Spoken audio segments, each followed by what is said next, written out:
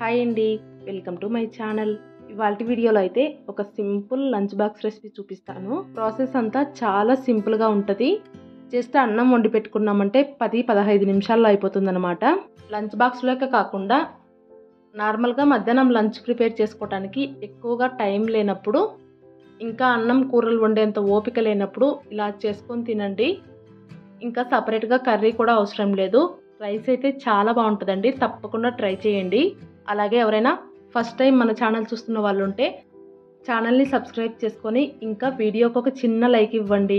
మీరు ఇచ్చే లైక్ వల్ల నా వీడియోలు ఇంకొద్దిగా ఎక్కువ మందికి రీచ్ అవ్వడానికి హెల్ప్ అవుతుంది.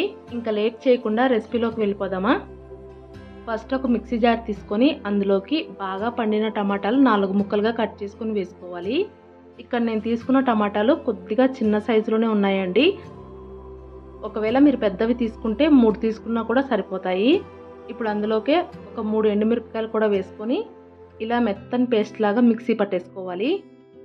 ఇలా ఎండుమిరపకాయలు వేసుకొని మిక్సీ పట్టుకోవటం వల్ల రైస్ మరింత కలర్ఫుల్గా వస్తుందన్నమాట.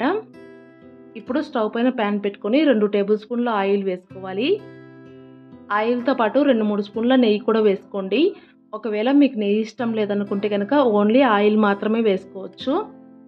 నెయ్యి నూనె వేడెక్కిన తర్వాత ఇప్పుడు అందులోకి ఒక బిర్యానీ ఆకును ఇలా తుంచుకొని వేసుకోవాలి.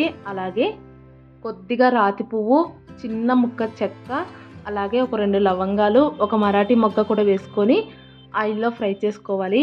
ఇవి కాస్త ఫ్రై అవ్వగానే ఇప్పుడు అందులోకి సన్నగా కట్ చేసి పెట్టుకున్న ఉల్లిపాయలు వేసుకోవాలి. ఇంకా 2 పచ్చిమిరపకాయలు కూడా ఇలా చీల్చుకొని వేసుకోండి.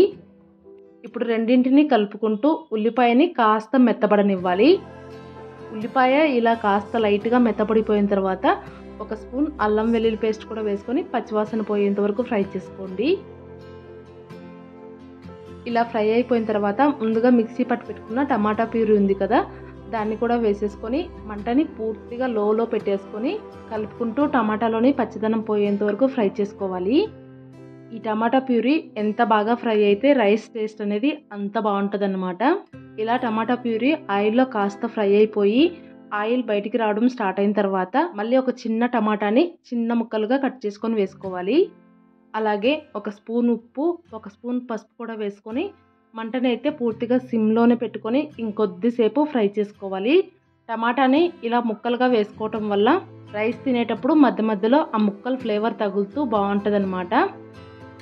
ఇలా కాసేపు కలుపుకుంటూ ఫ్రై చేసుకున్నారంటే ఆయిల్ మొత్తం బయటకు వస్తుంది. ఈ టైంలో 1/2 స్పూన్ బిర్యానీ మసాలా, 1/2 స్పూన్ ధనియాల పొడి, 1/2 స్పూన్ కారం వేసుకొని ఇవన్నీ మాడకుండా కొద్దిగా నీళ్లు వేసుకొని కలుపుకుంటూ కాసేపు మసాలాలని సిమ్లో ఫ్రై చేసుకోవాలి.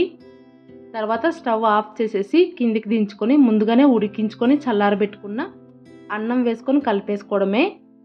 ఇలా అన్నం మొత్తం గ్రేవీలో కలిసిపోయేలాగా బాగా కలిపేసుకున్న తర్వాత ఫైనల్గా ఒకసారి సాల్ట్ చెక్ చేసుకోండి. ఒకవేళ సాల్ట్ సరిపోకపోతే ఇంకొద్దిగా సాల్ట్, ఇంకా సన్నగా కట్ చేసి పెట్టుకున్న కొత్తిమీర వేసుకొని కలిపేసుకున్నారంటే టేస్టీగా టమాటా రైస్ రెడీ అయిపోతుంది. నార్మల్గా టమాటా రైస్ అంటే బియ్యంతో సహా వేసి ఉడకబెడతాం కదా, అలా కాకుండా ఇలా ఒక్కసారి ట్రై చేయండి. దానికంటే టేస్ట్ చాలా బాగుందన్నమాట. ఈ రెసిపీని మీరు కూడా ట్రై చేసి మీ వాల్యుబుల్ ఫీడ్బ్యాక్ని కామెంట్ సెక్షన్లో తెలియజేయండి. అలాగే ఈ వీడియో మీకు నచ్చినట్లయితే ప్లీజ్ లైక్ చేయండి, షేర్ చేయండి. కొత్తగా కనుక ఎవరైనా ఛానల్ చూస్తున్న వాళ్ళు ఉంటే సబ్స్క్రైబ్ చేసుకొని సపోర్ట్ చేయండి. Thank you for watching.